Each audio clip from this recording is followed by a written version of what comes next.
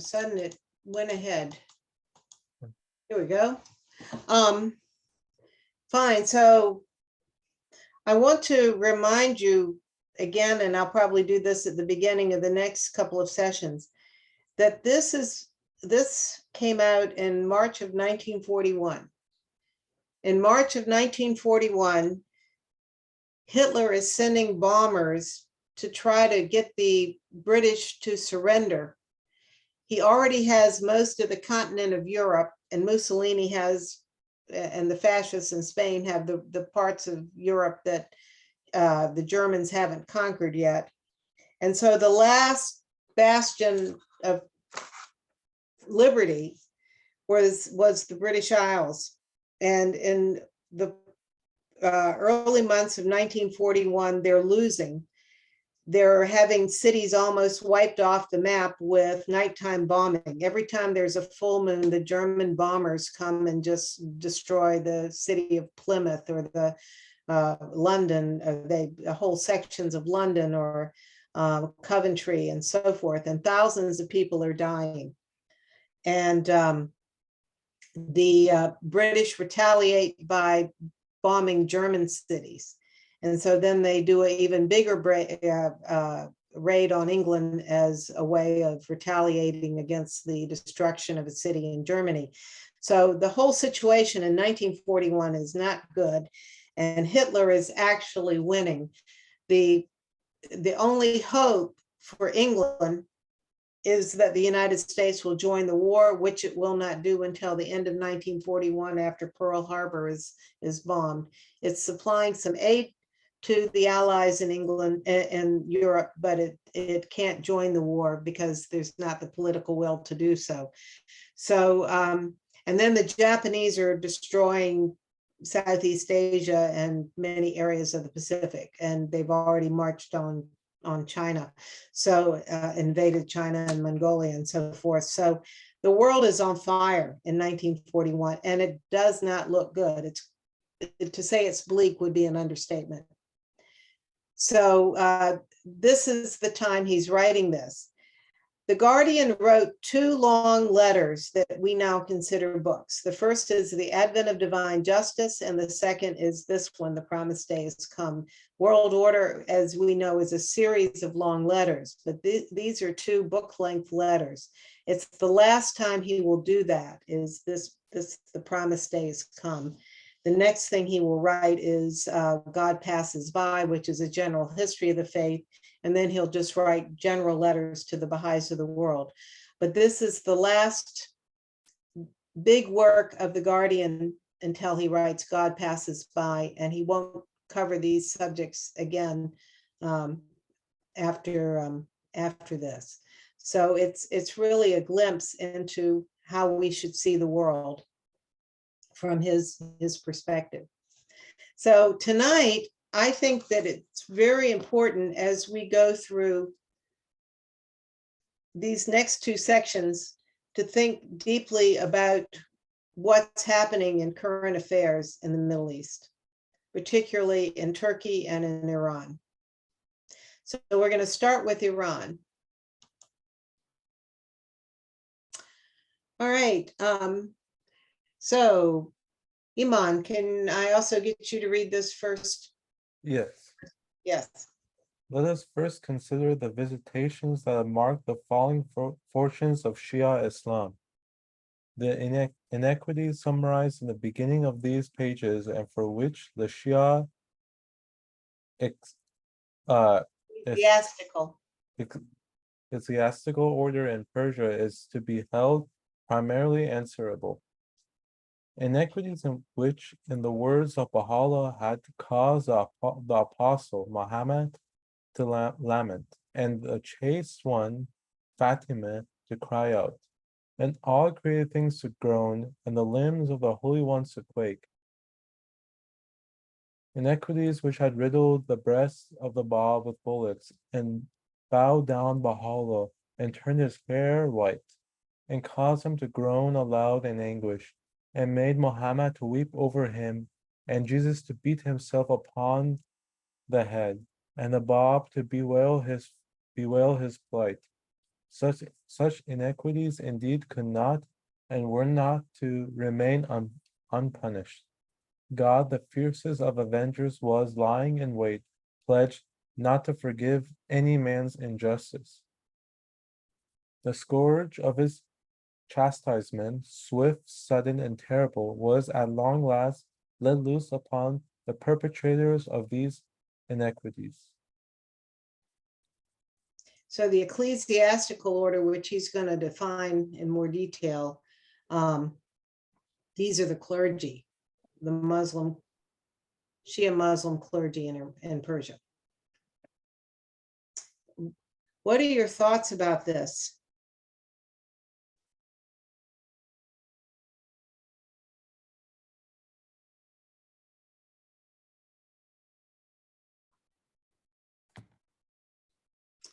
Good evening. Hi, nice to see you again.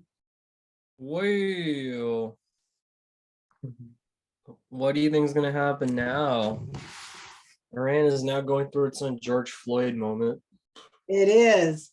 And we're actually going to get into some of the specifics of that in a couple of slides. So you'll see what's going on here. So he's saying that all the really bad things that happened to the Bab Baha'u'llah and the faith in general, particularly the followers living in Iran, were primarily caused by the Muslim clergy, and God is going to not let them off the hook on this. They're going to not remain unpunished. God, the fiercest of avengers, was lying in wait, pledged not to forgive any man's injustice. So now we're going to find out what happened, and you will also be able to see what is going on in the news. So this is the period that he's going to be talking about, is primarily the early part of the 20th century. Remember, he's writing this in 1941. So he brings up first the revolution. Iran went through a political revolution in the early years of the 20th century, around 1910, I think it was, where the Shah was, they tried for a bit to have the equivalent of a Congress or a parliament. And he brings up the fact that it was, people had had enough of bad government in Iran. And so in the early part of the 20th century, they had this revolution. It was formidable in its proportions, far-reaching in its repercussions, amazing in the absence of bloodshed and violence. It wasn't a messy revolution involving a lot of cannons and battles like we normally think of. It showed that the people of Iran, anyone with common sense and capacity, had it. They were done. So and at that point, the Shahs were so completely incompetent and not even mentally sound that it was not hard to push them out of office. We already talked about that a couple of sessions ago. So the biggest thing they did during the revolution was challenge the clergy, the ecclesiastical ascendancy, which for centuries had not only controlled the Islam in Iran, but had created a hierarchy which was interwoven with the government and really had created a church state that had tremendous power. He says, such a revolution did not signalize the disestablishment of a church state. Indeed, it was tantamount to the disruption of what may be called a church state, a state that had been hopefully awaiting, even up till the moment of its expiry, the gladsome event of the hidden imam, who would not only seize the reins of authority from the Shah, the chief magistrate, who was merely representing him, but would also assume dominion over the whole earth. So let's unpack that important sentence, because right now, today, this is still an issue in Iran. So who is the hidden imam? Who are they talking about here? Who would like to explain that to the rest of us? The hidden imam is for them, the 12th imam that they expect to be appearing, who Baha'is know is the Bab. Right.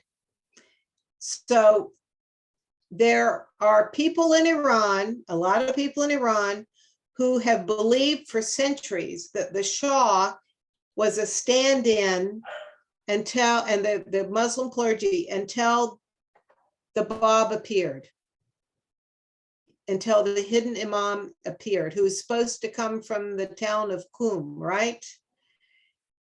And Ahmadinejad, the prime minister a few years ago, he was really into this and was building great buildings in Qum for when the hidden imam was supposed to appear.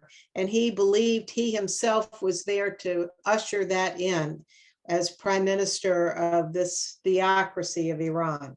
So it was more than just like the King of England being the head of the church. The government of Iran, the Shah and the other authorities of Iran were just the ones who were holding things together until the 12th Imam, the Qayyam, came, the hidden Imam. So of course, when he arrived in the form of the Bab, their authority was gone because he didn't give them any authority. In fact, he took it away from them, right? But they don't know that. And right now, today in Iran, a lot of the fanatical Muslims in that country are still waiting for the hidden imam, and they see the current government as just the placeholders getting everything ready for him to show up. And this is not just a matter of theology. This is a matter of government in Iran. The revolution didn't work out too well. They got rid of one dynasty, as we will recall, but then the Parvizis came in, and created a new dynasty. Anyway, so there was this whole clerical order in Iran. And before the fall of the dynasty of the Shah in the early part of the 20th century, it ran a whole lot of life in Iran. But this revolution not only got rid of the Shah, it says the rock wall of Islam, seemingly impregnable, was now shaken to its foundations and tottering to its ruins.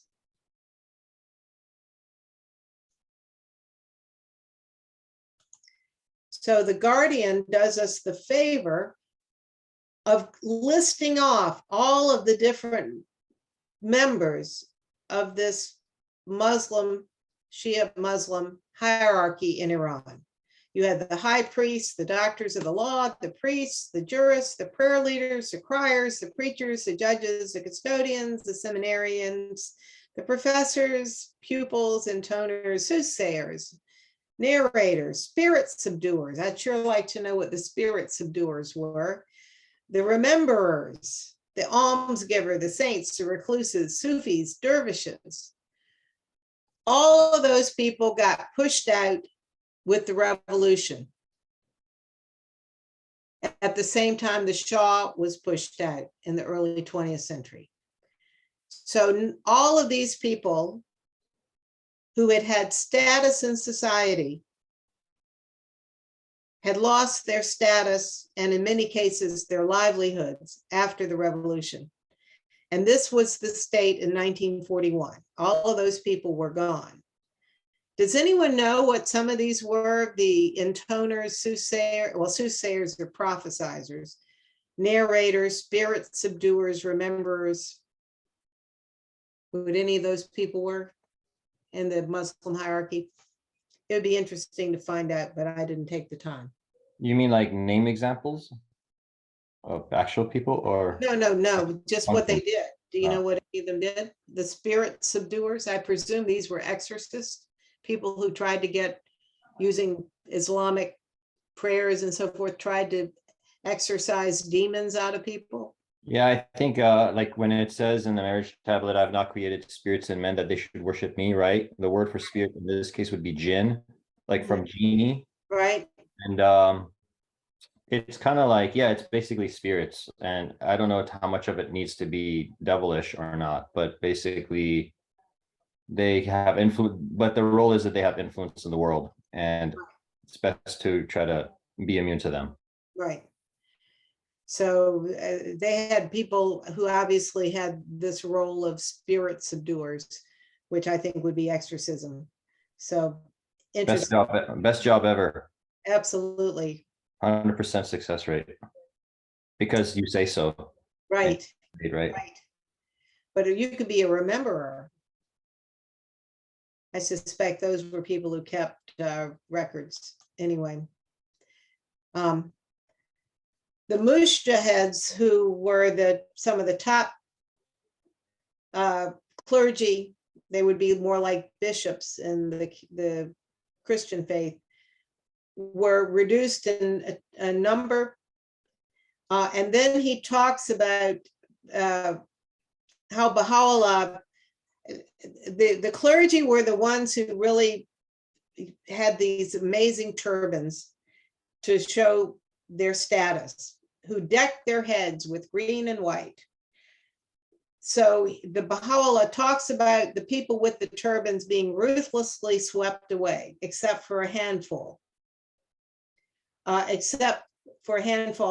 in order to safeguard themselves against the fury of an impious populace, are now compelled to submit to the humiliation of producing, whenever the occasion demands it, the license granted them by the civil authorities to wear this vanishing emblem of a vanished authority. So as the clergy were swept out and a new political hierarchy came about, they weren't even allowed to wear all that headgear unless they were given a special dispensation from the government to wear it some more.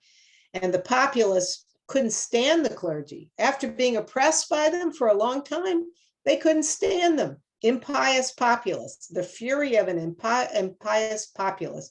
So in the first part of the 20th century, they're hated.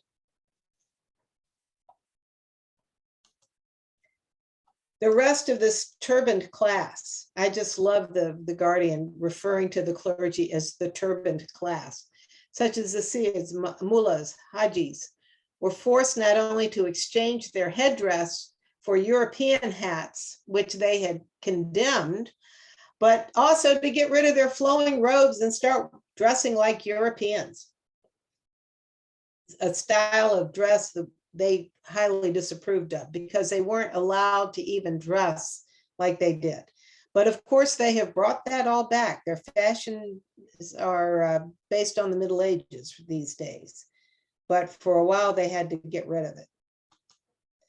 And then it talks about the dark blue and white domes, which were the headgears of the priest of Persia, that Abdu'l-Baha said it became inverted after all of these things, after they lost their authority.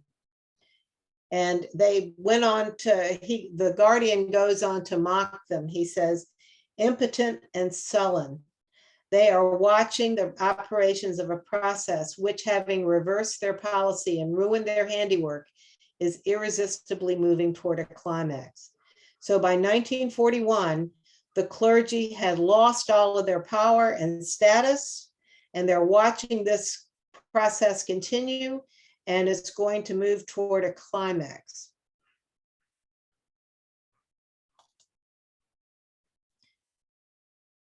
The pomp and pageantry of these princes of the Church of Islam has already died out.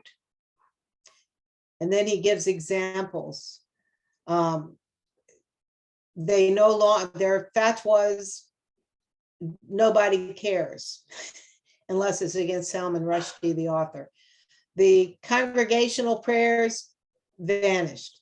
The pulpits are deserted and silent. The wafts, you know what the wafts are? We worry about them in Israel. These are and the community endowments of land that were controlled by Muslim clergy. They were all taken out and given to the secular government. Their madrasas, their seminaries became deserted and dilapidated. So all of the institutions that held them up were gone. They couldn't even get people to show up for the Friday prayers. Their commentaries, all the theological commentaries and stuff that they wrote were basically forgotten, thrown away. He also mocks them. He refers to them abstruse dissertations, interminable discussions, outmoded and abandoned, because these were worthless to begin with. Their mosque, their holy shrines, the tombs of Islamic saints fell into ruin because they were neglected. So all of this whole Muslim world that existed at the time of Baha'u'llah's boyhood, by the time of the ministry of Abdul Baha and particularly Shoghi Effendi, it's all gone. It's all gone. This whole infrastructure and hierarchy by 1941. Even the sacred pilgrimages to the most holy places other than Mecca and Medina for the Shia Muslims, Najif and Karbala, had by 1941, you couldn't make that one because of the wars going on in and around Iraq. They couldn't go from Iran to Iraq easily. And so it was difficult to do. And the clergy used to get rich off of bringing pilgrims to and from those cities. They couldn't even do that anymore. So now we get to the really important list. So think about it.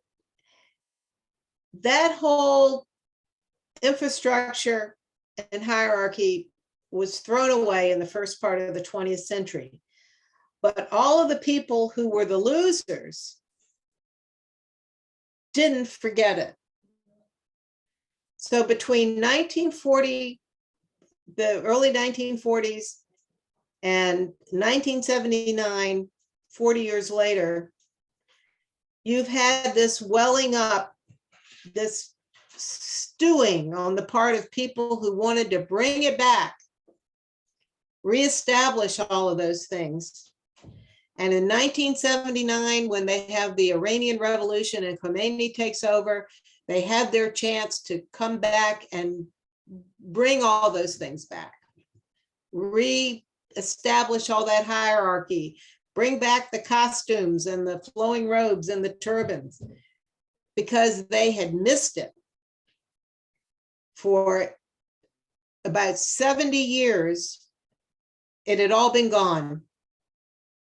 But there were people who always resented that and wanted it back. And in 1979, they wanted to bring it back. So what were some of the other things that got thrown out when they threw out the clergy and the Muslim infrastructure? One of the other things that the revolutionaries did was the disuse of the veil, which the mullahs wanted to continue, the equality of the sexes, the erection of civil judges and civil courts rather than courts run by the clergy, the abolition of concubinage. You know what that is, where you can, in Islam, you can go through this little ceremony and then have sex with a woman you don't intend to marry. They got rid of that because it was a terrible thing. Actually, it's called a temporary marriage. The temporary marriage. See, Farsi word is sireh, so it's a marriage with an expiration date. right, so this is the abolition of the, it's got the word you just said, which I can't pronounce. Sireh, Right. yeah. Yes, It's a very interesting concept. yes, They get around prostitution without calling it prostitution. right. And also, the last thing the Guardian brings up that they did due to this revolution in the early part of the 20th century was to disparage the use of Arabic and to insist upon Persian. These help to accelerate this process of not only getting rid of the old civil authorities that had been connected with Islam, but to get rid of the position and interest of the Muslim clergy. So now that they got their place back after 1979, what is it they're trying to bring back? The veil, the inequality of the sexes, courts run by clergy, concubinage, which they are doing in big time now, from what I understand. I don't know what they're doing about the use of Arabic, but look at those things. These were all thrown out. These abuses were thrown out in the first part of the 20th century, and after 1979, they tried to bring them back.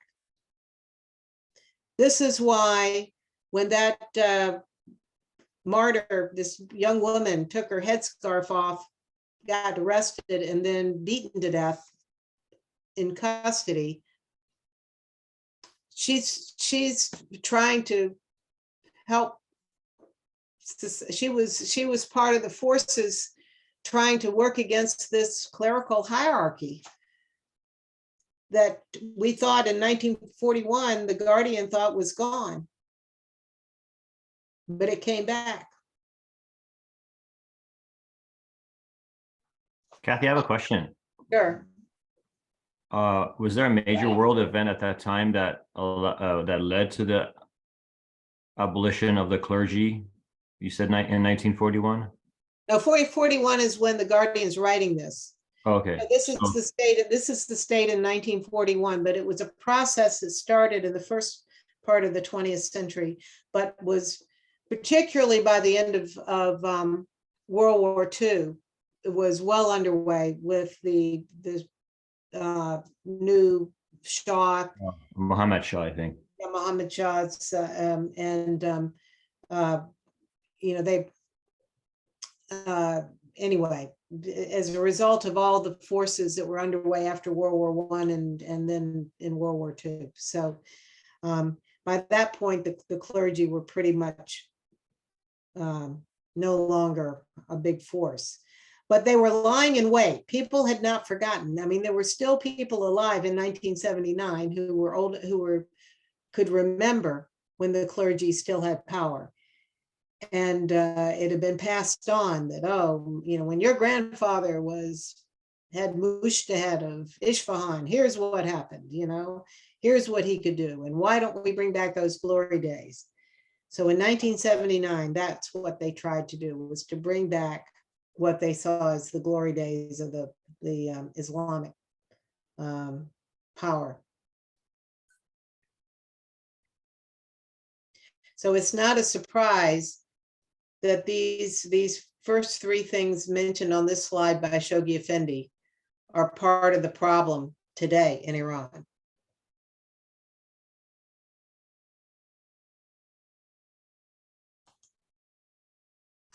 So the Guardian then here gives us what he sees as somebody in his lifetime in the late 30s, early 40s, who is a former mullah who has had all of his power and authority taken from him. And he imagines what this mullah is sitting around thinking. Okay, this is the person whose son will plot the 1979 revolution. Well might the once lofty turbaned, long bearded, grave looking Aga mullah, who had so insolently concerned himself with every department of human activity, as he sits hatless, clean shaven in the seclusion of his home, and perhaps listening to the strains of Western music blared upon the ethers of his native land, paused to reflect for a while on the vanished splendors of his defunct empire. Well might he muse upon the havoc which the rising tide of nationalism and skepticism has wrought in the adamantine traditions of his country. Well might he recollect the halcyon days when, seated on a donkey and parading through the bazaars and maidans of his native town, an eager but deluded multitude would rush to kiss with fervor not only his hands, but also the tail of the animal on which he rode. Well might he remember the blind zeal with which they acclaimed his acts and the prodigies and miracles they ascribed to their performance. He might indeed look back further and call to mind the reign of those pious Safavid monarchs who delighted to call themselves dogs of the threshold of the immaculate imams. How one of those kings was induced to go on foot before the Mushtahid as he rode through the Maidani Shah, the main square of Isfahan, as a mark of royal subservience to the favorite minister of the hidden imam, a minister who, as distinct from the Shah's title, styled himself the servant of the Lord of Saintship, Imam Ali. Was it not, he might well ponder, this same Shah Abbas, the great, who had been arrogantly addressed by another Mushtahid as the founder of a borrowed empire, implying that the kingdom of the King of Kings really belonged to the expected Imam and was held by the Shah solely in the capacity of a temporary trustee? Was it not this same Shah who walked the entire distance of 800 miles from Isfahan to Mashhad to offer his prayers? So,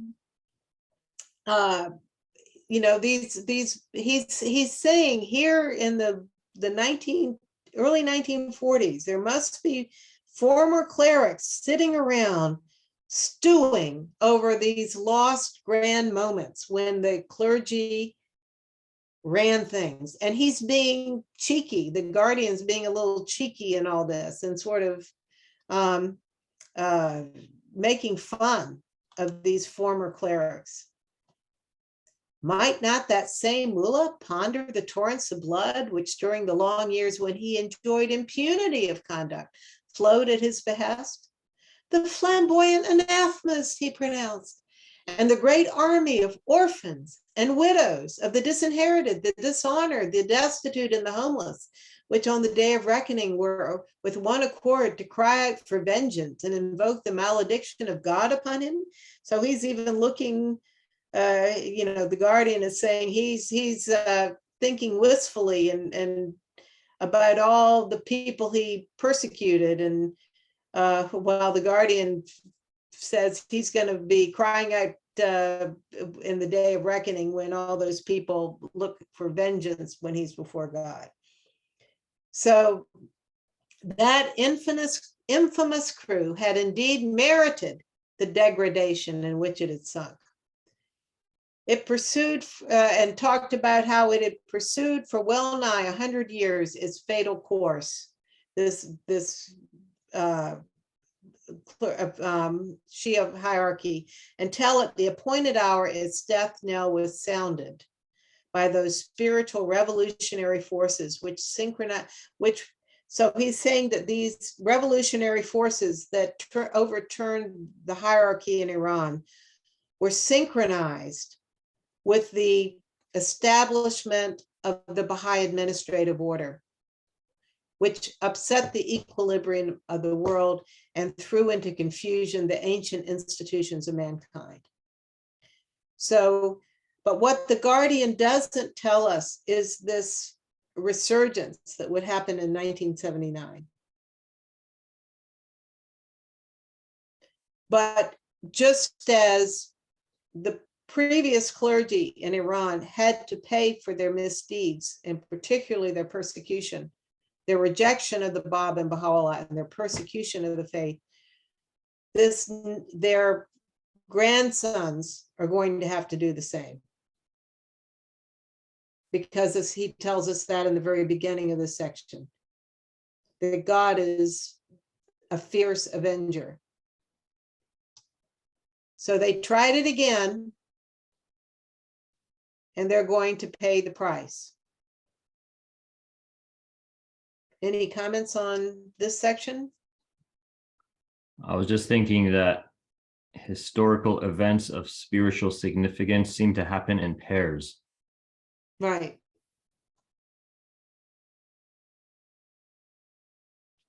And we can't tell when that's going to happen. You know, in 1989, when the Soviet Union fell, it was a fairly bloodless affair in most of the former empire, communist empire of that part of the world. And it happened quickly. And it happened because people who had some power recognized that there were idiots running things and incompetents running things. I mean, essentially the KGB made possible the fall of the Soviet Empire, because the people in this KGB could see that the country was not going anywhere. It was becoming poorer and poorer, and they didn't want to be part of that. So they allowed it to happen. And from talking to people, what seems to be happening in Iran is the military is quite aware that the clergy are totally incompetent in running the country into the ground. And so the big question is, at what point will the military step in and say they've had it with the mullahs? We don't know what day that will be, but it could happen quickly.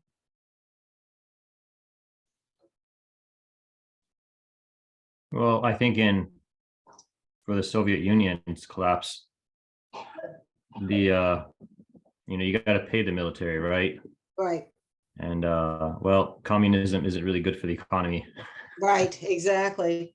Exactly. Well, the whole point of communism was to raise everybody's boat, to make everyone a little bit more better off, except for the people who were at the top. But what it did was create a smaller number but wealthier group of people at the top, and everyone else sank lower. So it didn't work.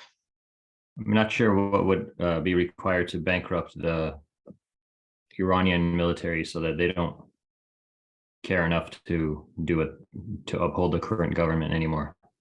Because they also own a lot of the industries. Yeah, well, that and the clerics, they invested their money abroad. Right. Like, it's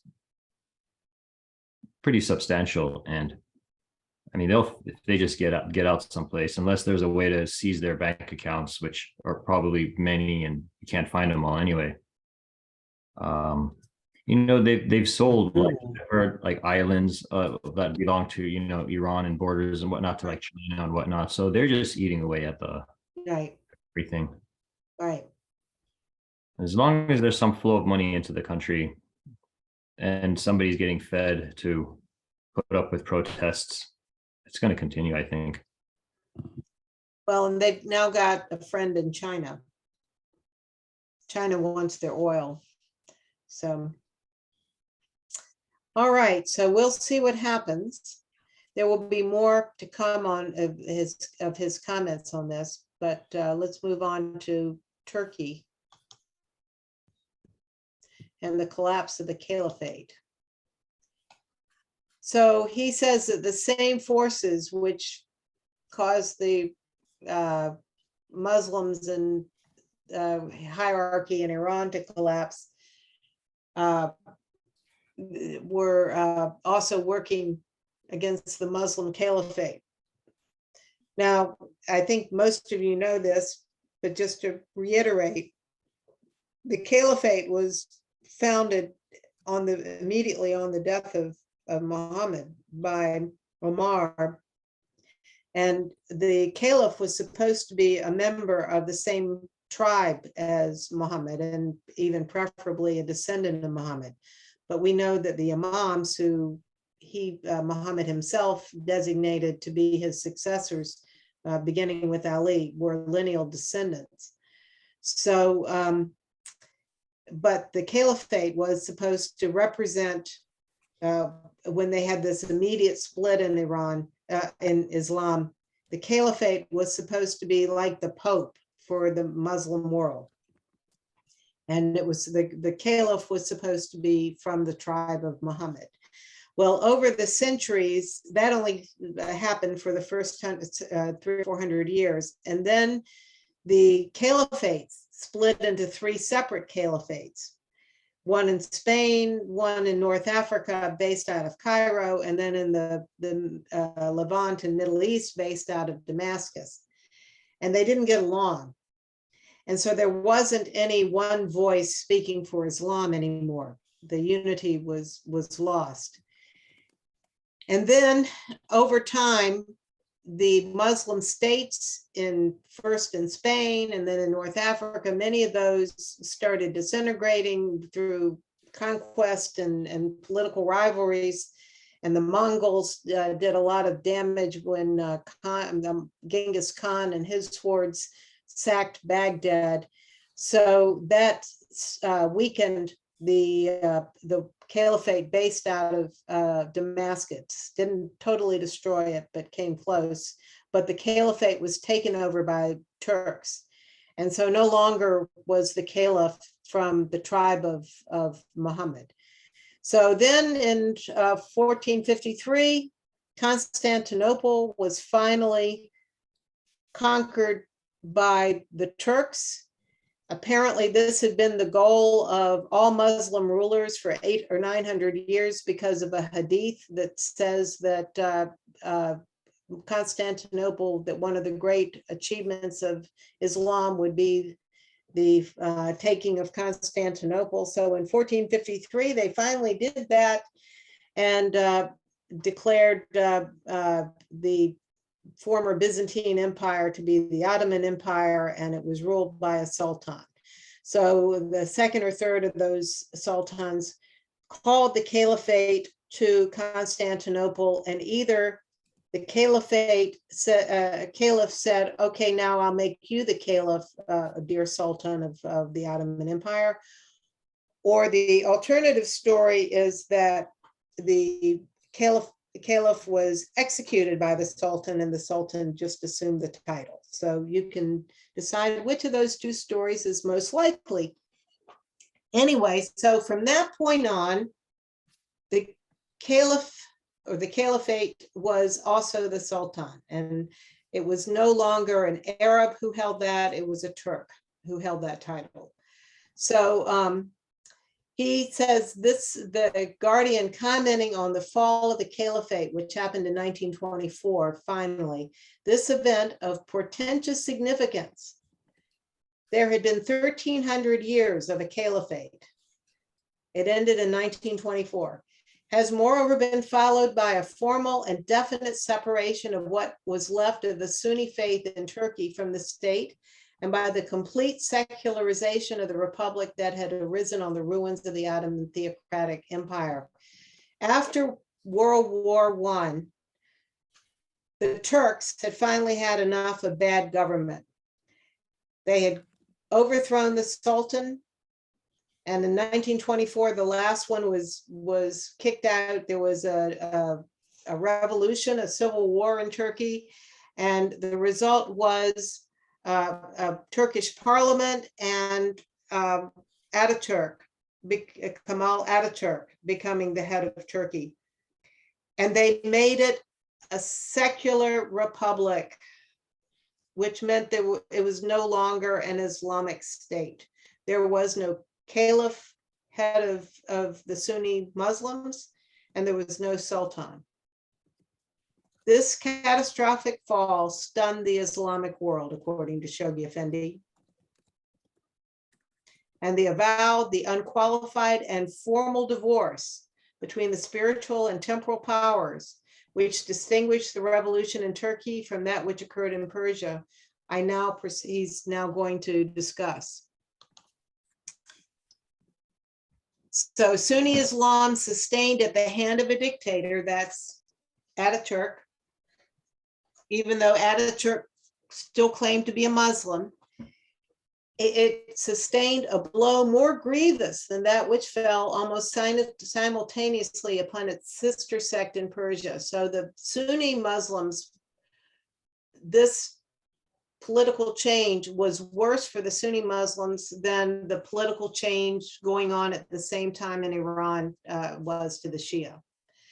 And he says that this process, which took about 20 years to bring into to fully work through, was a retributive act directly against the arch enemy of the faith of Baha'u'llah. And it recalls the Romans under Titus destroying the Temple of Solomon in Jerusalem in retribution for what happened by the Jews to Christ. So he said this was the same symbolic act as the Romans not just destroyed the temple, they basically destroyed most of Jerusalem and crushed the Jews in the Holy Land and caused them to spread out all over the world because they were basically expelled from their homeland. So he said the same kind of retributive act was brought about by God upon Sunni Islam.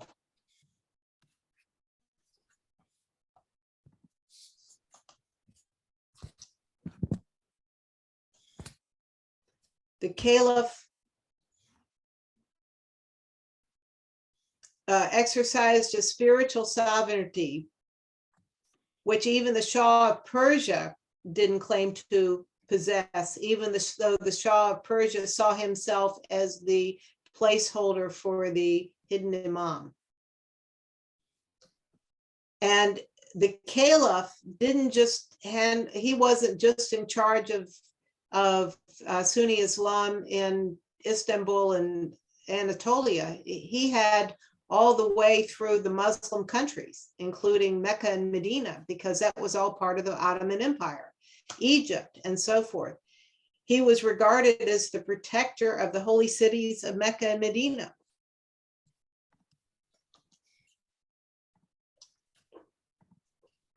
So, so potent, so august, so sacred a personage was at first by the virtue of the abolition of the Sultanate in Turkey, divested of that temporal authority. So he lost his political authority, which the exponents of the Sunni school have regarded as a necessary concomitant to his high office. The sword, the emblem of temporal sovereignty, was thus wrested out of the hands of the commander who, for a brief period, was permitted to occupy such an anomalous and precarious position. It was soon, however, trumpeted to the Sunni world, which had not previously been in the least consulted. So the Muslims of the world had no choice in who the caliph was, never had that choice, that the caliphate itself had been extinguished. So the first thing they did in Turkey was get rid of the Sultan's power as a political force. The next thing they did over the course of about 15 years was get rid of his spiritual power. And they, in 1924, completely extinguished it. So for 400 years, the caliph and the sultan had been the same person, and it was now completely dead, both positions.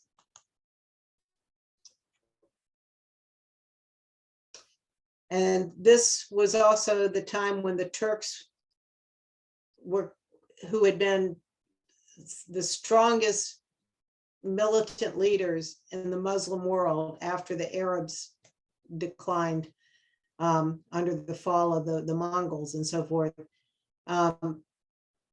They were really brought low and resigned their leadership in Islam. And the final caliph went into exile. He lost all of his pomp, everything was stripped from him, and he was forced to flee Constantinople and to live in the West as an exile.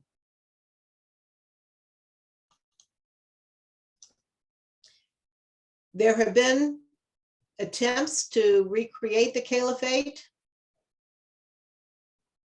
but they've never been successful.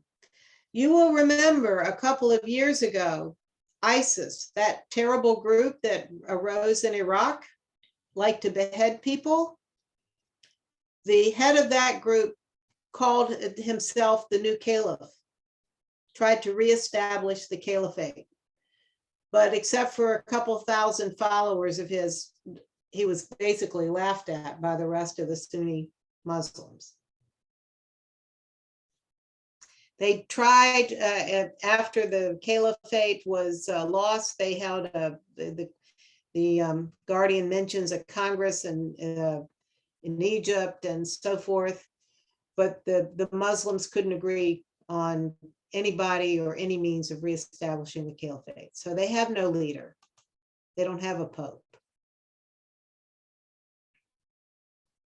So then again, let's go back to what the Guardian has to say. And Martine, are you there? Can you read this slide? Yeah, of course. Thank you. Strange, incredibly strange must appear the position of this most powerful branch of the Islamic faith.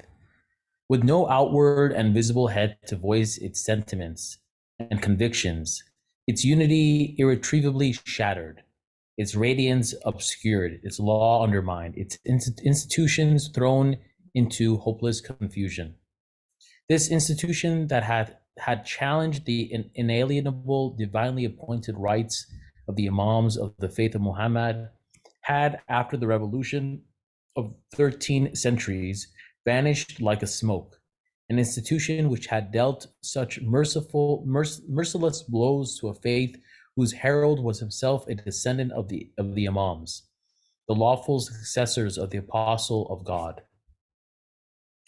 So remember, friends, when you see Sunni Muslims acting up and committing acts of terror, there is no one voice for the Sunni Muslim world.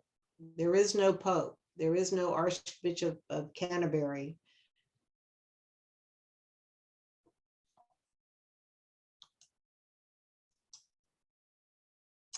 So now we are going to talk about some of the prophecies. So one of the ones that the Guardian points out is, "O concourse of Muslim divines, because of you the people were abased, and the banner of Islam was hauled down and its mighty throne subverted." And then again, "Ere long we will in very truth torment such as waged war against Hussein in the land of the Euphrates with the most afflictive torment and the direst and most exemplary punishment. And the latter days a grievous," and then this Muslim tradition, "and the latter days a grievous calamity shall befall my people at the hands of their ruler, a calamity such as no man ever heard to surpass it."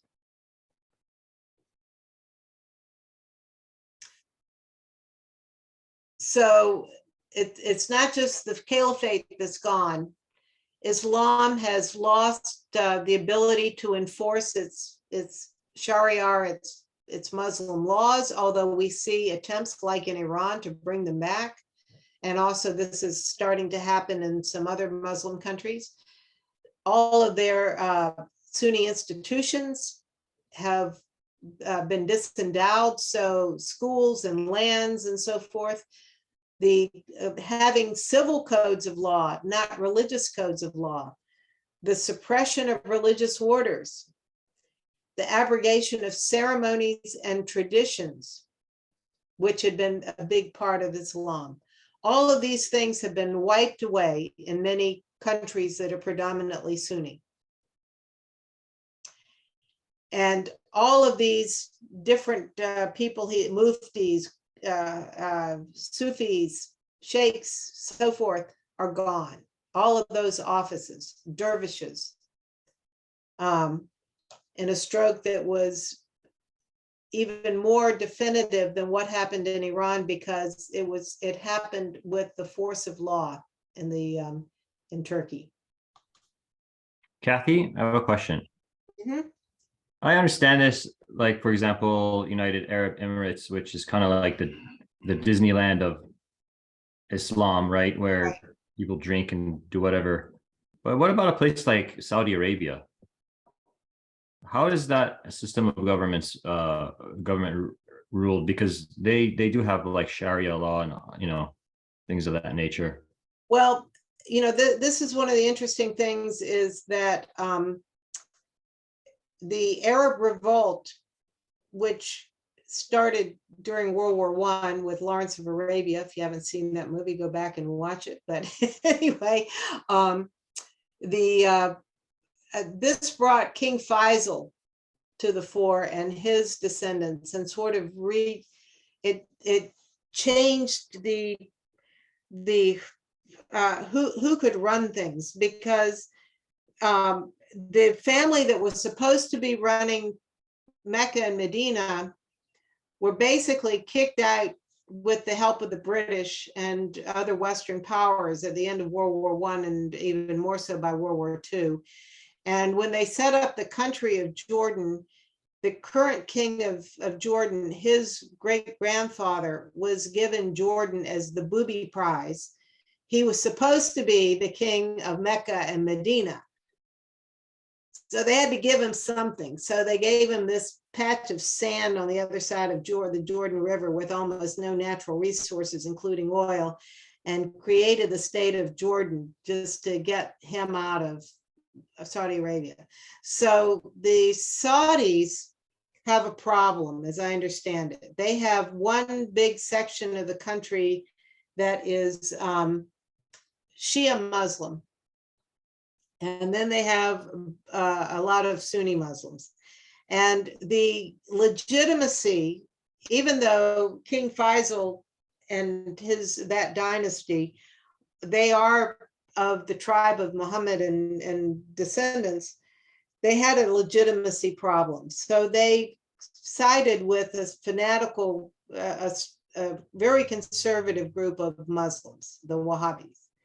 I may be mispronouncing it. And unfortunately, through the Saudi oil money and the fact that they helped them keep the Sunni Muslims under control in Saudi Arabia for the royal family, it's created a lot of mischief. It's sort of, we'll let you.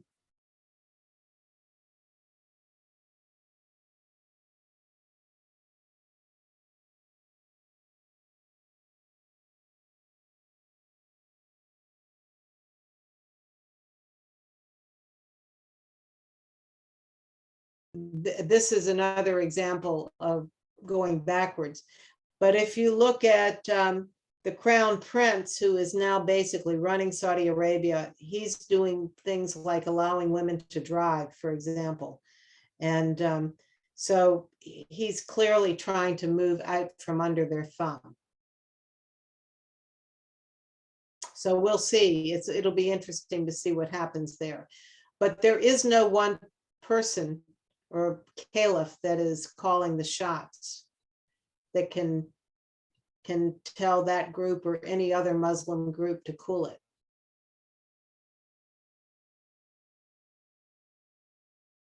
So yeah, we also, for example, in the largest Muslim country, Indonesia, we've seen some backward sliding there as well, with the return to conservative clothing for women and other things. They always go after women first. Let's show how pious we are by making our women cover themselves.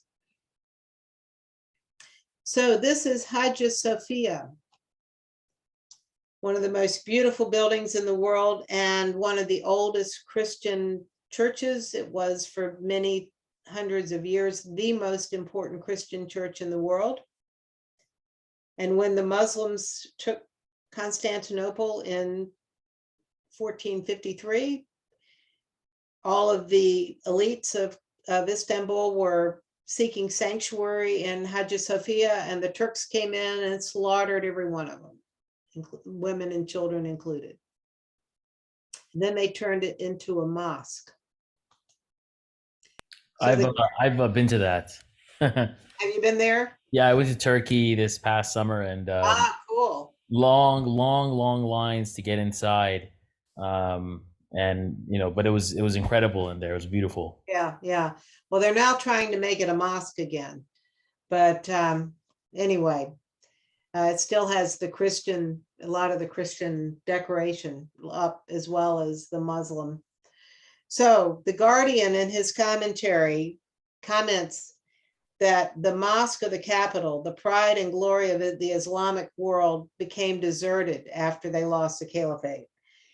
And the fairest and most famous of them all, the peerless Saint Sophia, the second firmament, the vehicle of the cherubim, was converted by the blatant creators of a secular regime into a museum. That changed about 10 years ago. They reinstituted it as a mosque because for a long time it was just a museum. The Arabic tongue, the language of the prophet of God, was banished from the land. Its alphabet was superseded by Latin characters, and the Quran itself translated into Turkish for the few who still cared to read it. This was a huge change. By the way, we have one Baha'i scholar in particular who's Turkish, and one of the things that makes him so valuable is after Ataturk, after the 1920s, they stopped writing Turkish in Arab script, or in Cyrillic script. They now have an alphabet that looks a little closer to Russian. And so modern Turks can't read documents that are more than 100 years old. So to be a scholar doing Baha'i research in Turkish records, you have to be able to read the old Turkish before they change the script. But this is the Guardian is pointing this out as this is one of the signs of how far they went to get rid of Islam. Here's one of the Blue Mosque, which is across the street from Hagia Sophia, which is one of the most spectacular mosques in the world. And it's more of a museum than it is a place for worship now.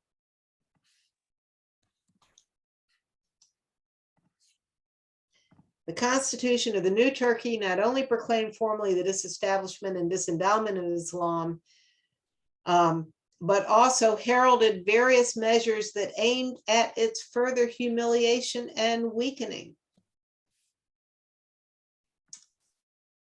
The city of Constantinople isn't even the capital anymore. It's a provincial capital. Ankara is the capital, right? So it's not even, doesn't even have that status. Cool place to visit, but it doesn't even begin to have the importance it used to have anymore. And here's again what Baha'u'llah said about this. Sarush, let's see, you have an unstable. Shaheen, can you read this, please? O spot, thou art situate on the shores of two seas. Baha'u'llah has thus apostrophized the imperial city in terms that call to mind the prophetic words addressed by Jesus Christ to Jerusalem. The throne of tyranny hath verily been established upon thee, and the flame of hatred hath been kindled within thy bosom, in such wise that the concourse on high, and they who circle around the exalted throne, have wailed and lamented. We behold in thee the foolish ruling over the wise, and darkness vaunting itself against the light. Thou art indeed filled with manifest pride. Hath thine outward splendor made thee vainglorious? By him who is the Lord of mankind, it shall soon perish, and thy daughters, and thy widows, and all the kindreds that dwell within thee shall lament. Thus informeth thee the all-knowing, the all-wise.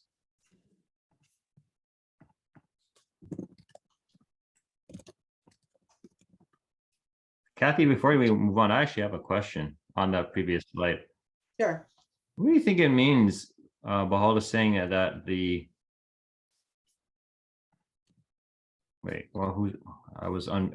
Okay, anyway, what do you think it means that it says that thy daughters and thy widows and all kindreds that dwell within thee shall lament? Is it just he's just wanting to cover everybody, but he's saying daughters, widows, and then he's And kindreds. yeah. So, of course, Turkey suffered tremendously during both World War I and World War II, with its young men going off to war and dying.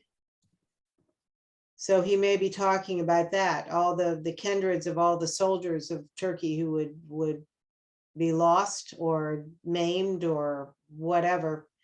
The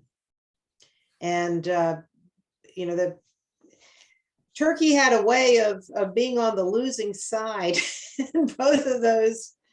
And then they went through a revolution afterwards, essentially a civil war that finally deposed the last remnant of the Sultan. So that's just my guess. There may be more to it than that. Does that seem satisfactory? Yeah, that actually makes a lot of sense. If the person's already dead, they can't lament. He's Right, talking about the people who are left behind. right. The That people, makes a lot of sense, actually. Yeah. I mean, that terrible battle of Gallipoli, the Turks won, but at a terrible cost. That was World War I. And then World War II, same thing. They were right in the middle of a lot. I mean, unfortunately, the Dardanelles are extremely strategic. That little bit of water that connects the Black Sea with the Mediterranean and the Marmara Sea that is there, that it's the route for ships to get from the Black Sea, that is mainly Russia, into the Mediterranean and into the Atlantic. So the Dardanelles, where the Constantinople is very strategic. It's always in the middle of wars. They're very involved right now, of course, with what's happening with Ukraine for that same reason. Yes. Thank you. Oh, sorry. So he summarizes, such was the fate that overtook both Shia and Sunni Islam in the two countries where they had planted their banners and reared their most powerful and far-famed institutions. Such was their fate in these two countries, in one of which Baha'u'llah died in exile, and in the other the Bab suffered a martyr's death. Such was the fate of the self-styled vicar of the Prophet of God and of the favorite ministers of the still awaited Imam. So the caliph calls the self-styled vicar of the Prophet of God and the current government of Iran, or the government of Iran, as the ministers of the still awaited Imam.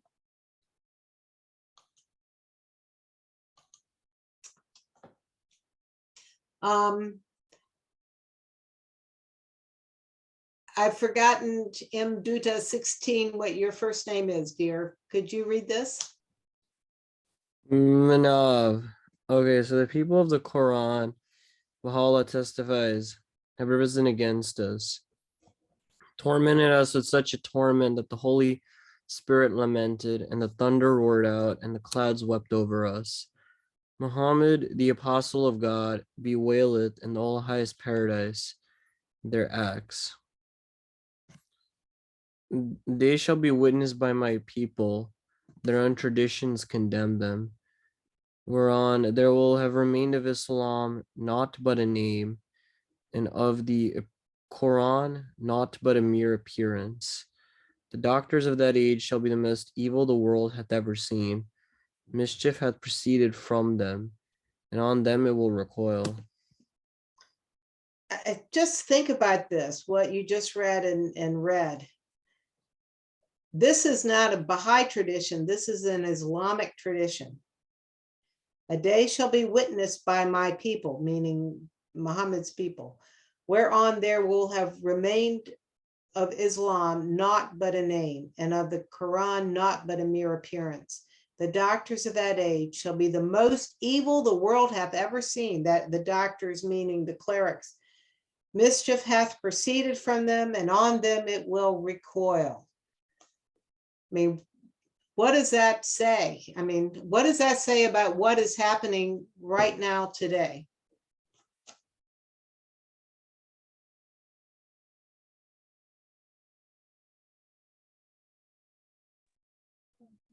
This is exactly at what's taking place. But I think, I was thinking with the resurgence of some areas that are trying to become religious again, and then at some point, and in the future, it's highly likely that the people will again revolt back.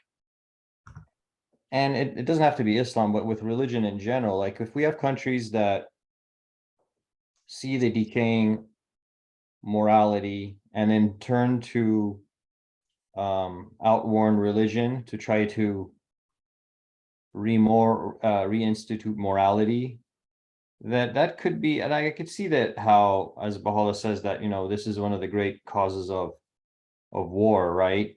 Mhm. That when the future civilization will, well, people of who knows when will decide that they want to abolish the root causes of war, and they look at prejudice as Right. big one, and then a subset of that would be religious fanaticism as a more prejudice, maybe, then I can see how, like, that's something going on in Iran, would obviously, like, the people are fed up with religion, but I could see how these can be used by people who are, let's say atheists, that this just adds to their argument, further secularizes things, but it also causes the moral net of people to decay. And I've seen that happening in, well, I mean, American television shows have been rotten for a very long time, but I've noticed that actually happening in television series from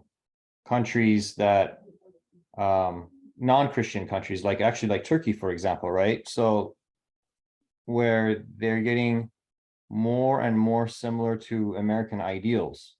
Mhm. And if you adopt or I should say Western ideals, and if you adopt these Western ideals, like, you're either a villager who's going to kill your daughter for whatever reason, or you're a modern woman who lives in Istanbul, right? Mhm. And so it's these two contrasting things, but the collateral damage or a direct result of this westernization is that I've seen the laxity of morals, which, but which also looks like this. There's a beauty that's lost. There's a beauty in the types of TV shows that they used to make that were actually very enriched, higher level, that give you a sense of like what real love is, what real family is, and they're being replaced with like superficial Mhm. comedies and tragedies. And I mean, it's sad to me because the one area where I really, like their culture, like culturally, Turkey is going down that same path. As much as I hate American TV, and it's like Turkish stuff, if it starts to happen that way, I'm like, I, it's like you're losing an entire culture, really, the beauty of that culture. Well, one of the things that has happened since Erdogan took office in Turkey is he's not quite as bad as the mullahs in Iran, but he's trying to reinstate a Turkish Islamic state. He's trying to bring back Islam and no longer make it a secular state. I mean, for off and on, they used to have a lot of the military would step in and ensure that it stayed a secular state every time that started happening. But he's been able to stay in power. So, and he's really starting to put some pressure on the population and non-Muslim groups to make them toe the line and to go back. He wants to go back to that Wow. Islamic state. He's gonna fuel the decay even faster. Right. So it's the problem is when you become totally secular, you lose the morality as well, as you're saying, because we know as Baha'is that it is our sense of a fear of God that helps us to develop our conscience and to develop a moral character. So you have to have religion, but the kind of one of the things that happened was because the Pope became a powerful person with an army. The Sultan was both a political ruler and the Caliph. There was no spirituality anymore. It was all about politics and use of force through armies and so forth. So the people were no longer being who was pushing the spiritual aspects of religion. And so what he's saying here, nothing will remain of Islam but a name. There is no spirituality left. It's no longer a spiritual moral force. And the Quran is no longer a book that guides people's lives. And the doctors, the experts in Islam of our age will be the most evil the world has ever seen. Mischief will come from them, and on them it will recoil. It's going to come back and bite them. So, but you're right. And this is the morality of religion is what sends people to these doctors of Islam and to the priest and so forth, because they keep hoping they're going to get it. They hope they're going to get the spirituality and the morality when they see the immorality and the lack of spirituality in the world. So that's why they're not totally thrown out on their ear, because people are looking for that. Kathy, do you know roughly what page you're on in the actual book? Yeah, let me, sorry, we're almost at the end, friends. I'm looking at the clock.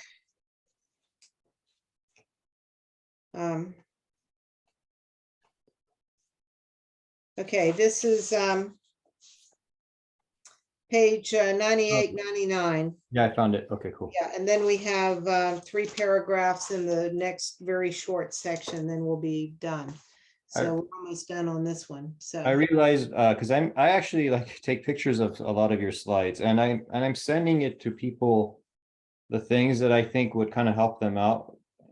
I send it to Baha'is, but I send it in the sense of trying to give them a little bit bigger perspective. good, wonderful. You're most welcome. Thank My you. PowerPoints are getting bigger, so I don't know whether I can easily email them, but I've cut it into 2 parts so far. Okay, and then more Muslim traditions. Most of his other prophecies, most of his enemies will be the divines. His bidding they will not obey, but will protest, saying, this is contrary to that which hath been handed down unto us by the imams of the day, when the red hot wind will have swept over you, or faith. I guess these are Muslim traditions, talking about the future promised one. And at that hour, his malediction shall descend upon you, and your curse shall afflict you, and your religion shall remain an empty word on your tongues. And when these signs appear amongst you, anticipate the day when ye will have been disfigured, or when stones will have been rained upon you. So even in Islam itself, there are all these warnings that it would be Muslims who would be causing problems, and there would be divine retribution. So to quickly go through this last section, this last little bit here, a warning unto all nations. Going further, talking about these Muslim clerics. Sarush, are you able to read? Yes, sorry. Yes, I can read. Okay, good.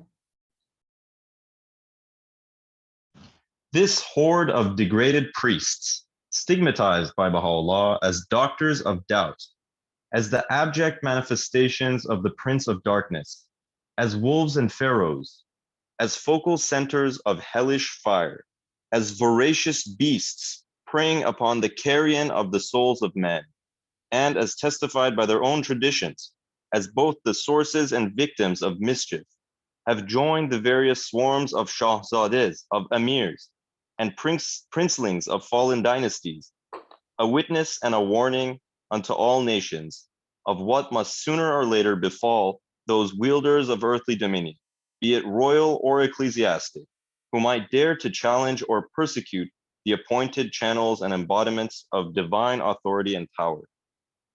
And can you get this next one, please? Sure. Islam, at once the progenitor and persecutor of the faith of Baha'u'llah, is, if we read aright the signs of the times, only beginning to sustain the impact of this invincible and triumphant faith. We need only recall the 1900 years of abject misery and dispersion, which they, who only for the short space of 3 years persecuted the Son of God, have had to endure and are still enduring.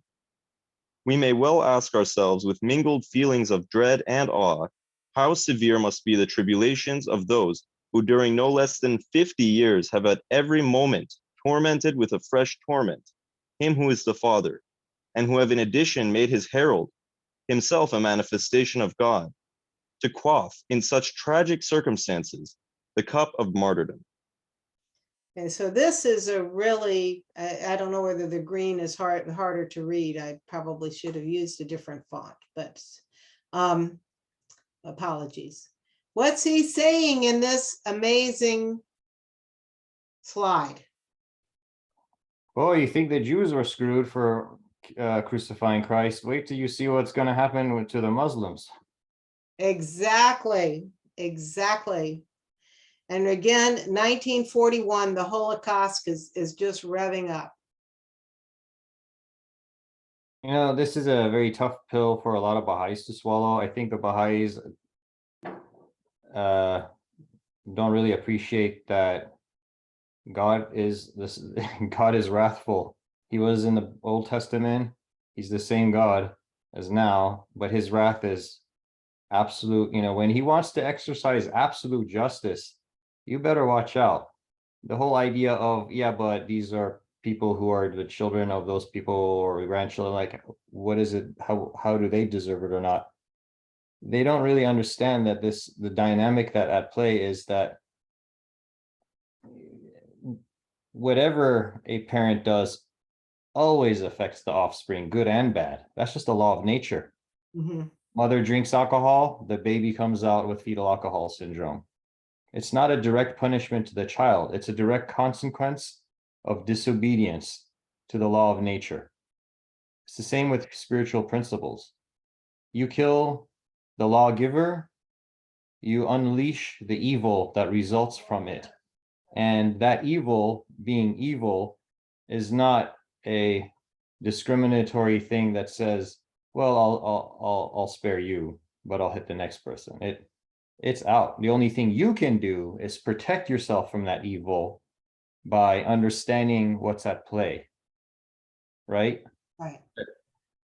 And even now, like we as Baha'is, I mean, we're not immune to any of the evil forces of the world that were unleashed for all these, for the martyrdom of the Bab, for the crucifixion of Christ, for the exile and imprisonment of Baha'u'llah. We are not immune to the effects of that either. Right, right. So we have to remember that God is the God of history. Also, we are told in other places in the Baha'i writings that essentially with the Holocaust, the period of the Jews being persecuted for what they did to Jesus is over. God is done. And the coming of the state of Israel, the reason that we have the state of Israel is because the countries of the world were on a great guilt trip in the late 1940s and were willing to allow it to come into existence because of what happened to the Jews during the Holocaust. Had that not happened, we certainly would not have the state of Israel. So we had to have the state of Israel. And I think there's a passage, I think it might be by Baha'u'llah, where he's taken that same chastisement that follows the Jews as he's now transferred it to the Muslims, right? Yeah, I think so. Yeah. And in fact, one of the first things Baha'u'llah did when he got to Akka was pray for the return of the Jews. I didn't know that. I would love to find that's World Center authoritative knowledge that cannot be published. So he prayed for the return of the Jews, which of course is one of the signs of his coming in Christianity and in Judaism, is the coming of the Messiah back to Israel.